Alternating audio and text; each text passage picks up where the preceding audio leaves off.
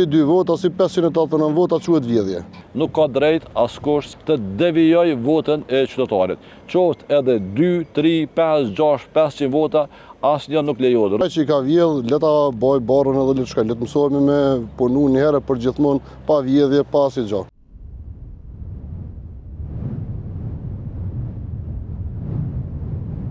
Sot kemi dorëzuar në Gjykatën Supreme ankesën me arsyetimin tani më të njohur që procesi i rinumërimit i urdhëruar nga KQZ-ja ka treguar që ka pasaktësi në numërimin që është bërë nëpër qendrat komunale të numërimit dhe kjo marzhë e gabimit në numërimin fillestar nuk është e vogël sepse në këtë rinumërimin e urdhëruar nga KQZ-ja janë numëruar vetëm 5201 vota të Partisë Demokratike dhe në këtë rinumërim janë 220 vota të cilat janë shtuar ose janë hequr kandidatëve votat preferenciale.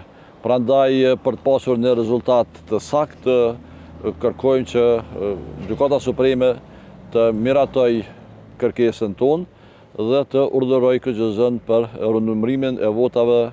Ne kur e kemi tërhequr ato dokumentat bashk, na kanë dhënë që gabimet vogla janë minimale, kështu që tha s'keni nevojë më anku, kjo themi shoqënisht, po nuk janë këto gabimet vogla minimale sepse as gabime teknike, sepse është e thjeshtë se është numri shumë i ngushtë që ti jesh deputet, si për kolegon, si për mua me një marzhë gabimit prej 589 votave që kanë ndodhur në sistemin e KQZ-s dhe pastaj thanë jo veç 2 të kena shtu, po ne e kemi pa ato vetë prezent, na thanë që është gabim teknik i vogël, po duhet tha me vazhdu. Ne e kemi të drejta tona me shfrytzuar deri në maksimum, edhe drejtën e fundit në rinumërim kemi bërë ankesë edhe aty dhe do të kërkojmë çdo mundësi të mundshme që është në drejtën tonë dhe në drejtën e Zotit që ne ta shfrytëzojmë maksimalisht. Sepse çdo vot ka rëndësi, ka vlerë dhe s'ka nevojë askush të bëhet deputet me votat tona.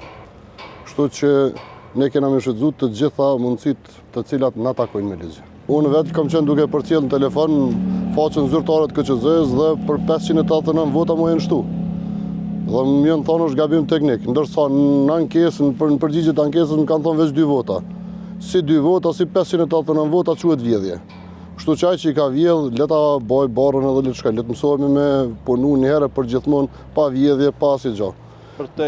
Për te dyshimeve tona, tani kemi një proces të urdhëruar nga KQZ-ja, që është procesi i rinumërimit të 185 kutive apo vend votimeve. Ky proces i urdhëruar nga KQZ-ja ka vërtetuar pasaktësi në numërimin fillestar. Dhe kjo tani më është fakt i provuar nga vetë KQZ-ja, prandaj edhe po kërkojna që të ketë një rinumërim të votave të Partisë Demokratike, sepse sipas rregullativës së KQZ-s, votat e subjekteve politike nuk numërohen nga komisionerët e atij subjekti politik, po numërohen nga komisionerët ose numërues të subjekteve tjera politike. Tani kanë qenë gabime të qëllimshme apo të paqëllimshme.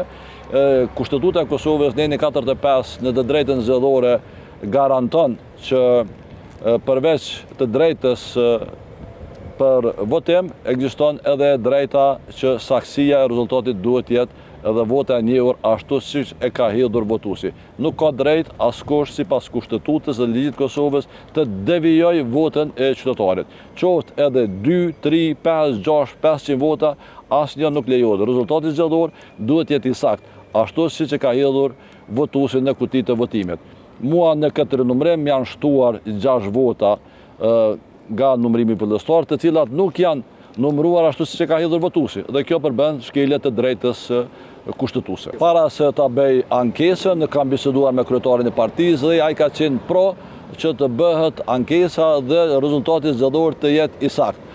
Askush s'ka pse i friksohet rinumërimit, sepse na nuk përkërkojna votim të ri, nuk përkërkojna shtim të votave ose anulim të votave, mirë po kërkojna që të ketë një numërim të saktë.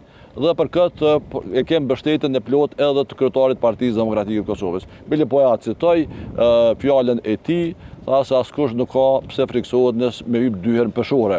Nëse i ki 90 kg, edhe dikush dyshon se i ki 90 kg, ti prap hyn peshore dhe matësh edhe nuk ka gjatë keqe. Prandaj po kërkojmë edhe nga Gjykata Supreme që të anulloj vendimin e PZAP-s, i cili vendim në fakt e pranon se ka gabime minimale që dikuj prej kandidatëve i janë shtuar e dikuj janë hequr vota, mi po për befasi nuk urdhëron rinumërimin të bëj QQZ-ja. Pra vetë PZAP-ja e ka pranuar që ka ndryshime të votave dhe nuk ka urdhëruar rinumërim. Pra kjo pasaksi, duke pasur rezultatin e ngushtë mes deputetit që ka fituar mandatit dhe meje, pra është vërtet mes e domosdoshme për me pas një rezultat të saktë ashtu si që e ka hedhur votuesi.